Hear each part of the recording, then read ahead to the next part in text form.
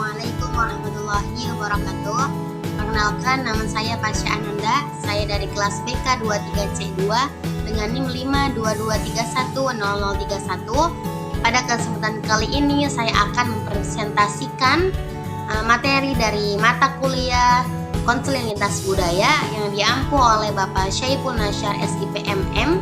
Pada kesempatan kali ini saya mengambil salah satu materi yaitu yang berjudul Etika Konseling Lintas Budaya.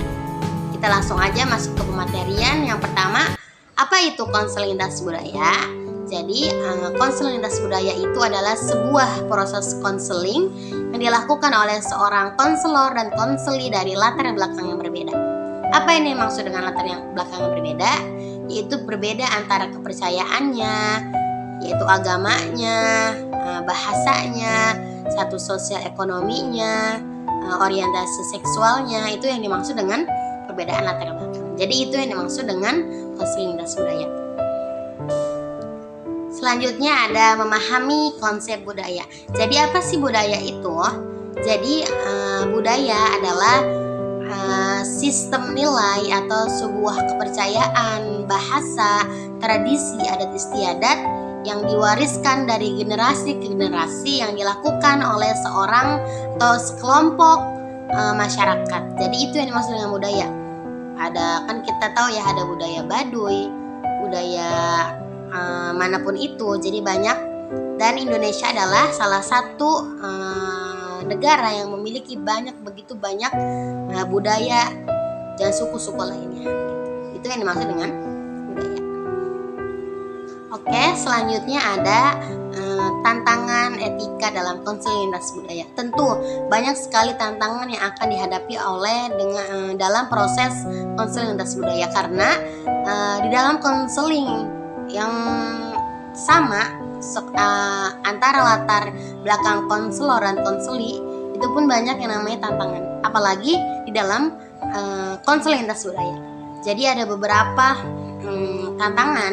Yang pertama adalah perbedaan nilai dan norma, perbedaan bahasa dan ekspresi, perbedaan kerahasiaan, seperti itu. Jadi apa contoh daripada perbedaan nilai dan norma? Misal seorang konselor menanamkan suatu individualisme, sedangkan seorang konseli menanamkan kolektivitas. Jadi misal si anak ini pengen kuliah di kedokteran, di jurusan kedokteran, sedangkan keluarganya menginginkan si anak menjadi seorang guru, seperti itu. Nah, konseling nih kepada seorang konselor bercerita bahwasannya dia pengen menjadi dokter, tapi keluarganya menginginkan dia sebagai seorang guru, seperti itu. Jadi misalnya nih si konselinya menanamkan nilai kolektivitas, sedangkan si konselor menanamkan kepada individualisme. Seorang konselor memberikan saran bahwasannya ya udah, nggak apa-apa, yang penting kitanya nyaman, yang penting kitanya happy buat menjalankan aktivitas itu. Jadi ambil aja kedokteran, karena kita yang menjalankan itu, kita yang menjalankan profesi kita ke depannya, kita yang menjalani hidup kita. Jadi konselor menanamkan individualisme, bahwasannya kita boleh memilih pilihan kita sendiri, yaitu kuliah di kedokteran.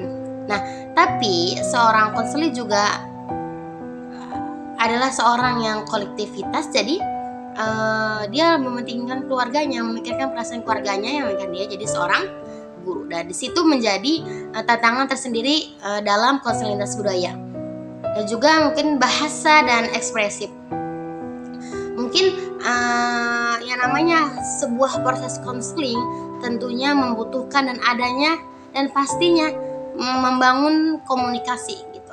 Jadi ketika seorang konseli dan konselor memiliki bahasa yang berbeda, dan itu jelas menjadi tantangan dalam sebuah konseling lintas budaya, karena takutnya ada kesalahpahaman di dalam pengartian bahasa, seperti itu.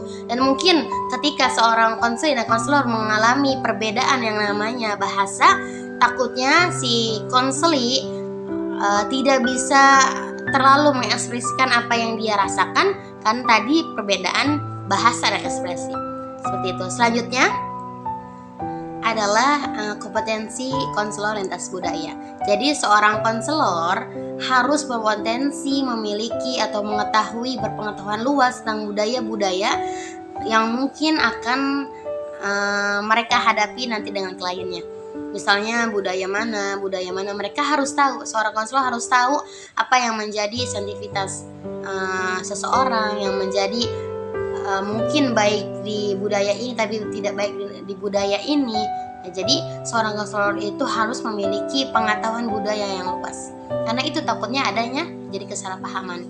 Juga harus memiliki adaptabilitas yang tinggi. Jadi konselor itu harus mudah beradaptasi dengan budaya-budaya yang mungkin berbeda dengan seorang konselor itu tersendiri, dan juga mempunyai empati yang lebih tinggi. Mungkin di suatu budaya ketika seorang konselor, mungkin di suatu budaya ketika dia sedang bercerita, namun seseorang itu hanya diam dan mungkin dia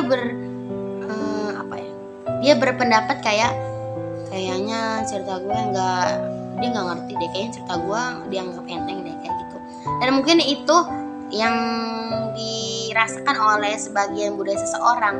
Dan mungkin juga ada yang berpendapat mungkin ketika dia bercerita, ketika seorang konselor ini cerita, terus kita yang ekspresi kita kayak membuat mimik-mimik muka yang mungkin kita nih seorang konselor beranggapan udah pas gitu ya, menunjukkan empati itu, menunjukkan ekspresi itu, tapi di suatu budaya tertentu dia merasa kayak berpendapat mungkin ekspresi yang kita tunjukkan itu kayak sebuah ketidakpahaman atau sebuah sebuah penolakan dengan pendapat atau dengan cerita yang klien ini ceritakan, seperti itu. Jadi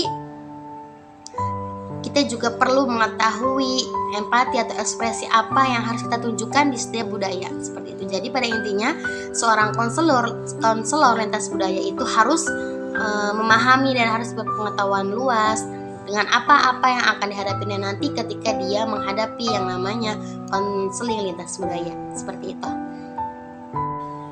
Selanjutnya ada prinsip etika utama konseling lintas budaya. Jadi konseling lintas budaya itu memiliki prinsip yang utama, yaitu adalah yang pertama adanya penghormatan terhadap klien, kerahasiaan, keadilan dan kesetaraan, dan banyak lainnya. Dan di dalam konseling, di dalam etik konseling, kerahasiaan menjadi menjadi prinsip utama dalam semua proses konseling.